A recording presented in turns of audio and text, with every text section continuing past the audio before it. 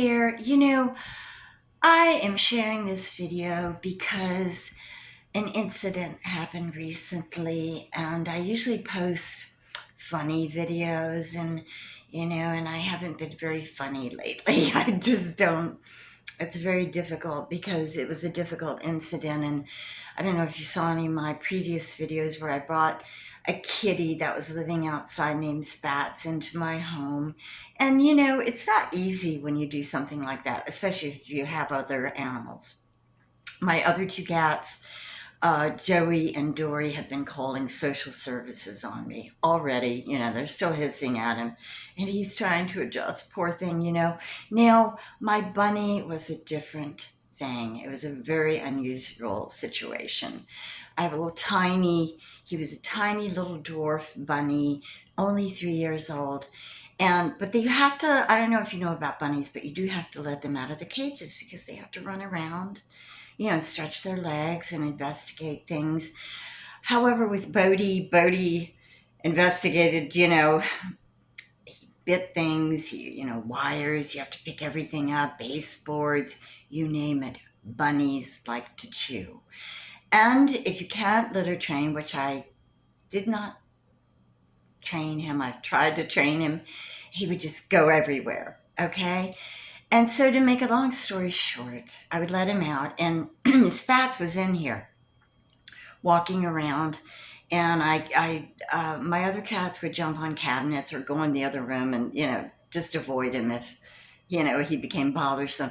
But Spats wasn't used to it, and so the weird part is that Spats is about 4 times bigger than my bunny Bodie, who, by the way, is a surfer and a skateboarder. That's why I named him Bodie. Okay, and he was running after Spats, and the cat was growling at him, and Bodie was being extremely aggressive. You would think the cat was being aggressive. It was really Bodie.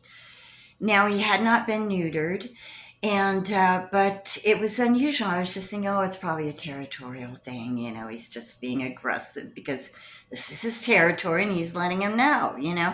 But I tried to, I would pick, if I could get a hold of Bodie, I could never get a hold of him. He's so fast because he's tiny.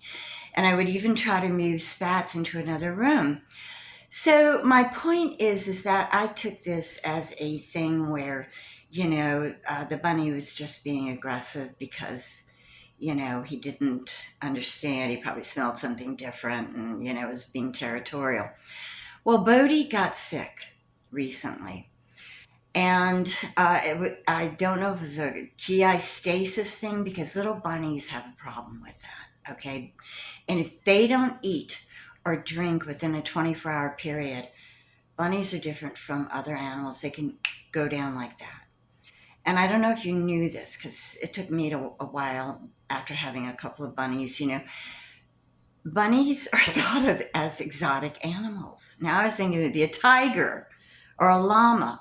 No, they're in the category of needing an exotic veterinarian, just like a parrot or ferret or snake. They're considered exotic animals. Now, this is the day after Christmas, and I called everybody, and I couldn't find an exotic vet, except for one that at a place I'd been to before, but not until 9:30 at night.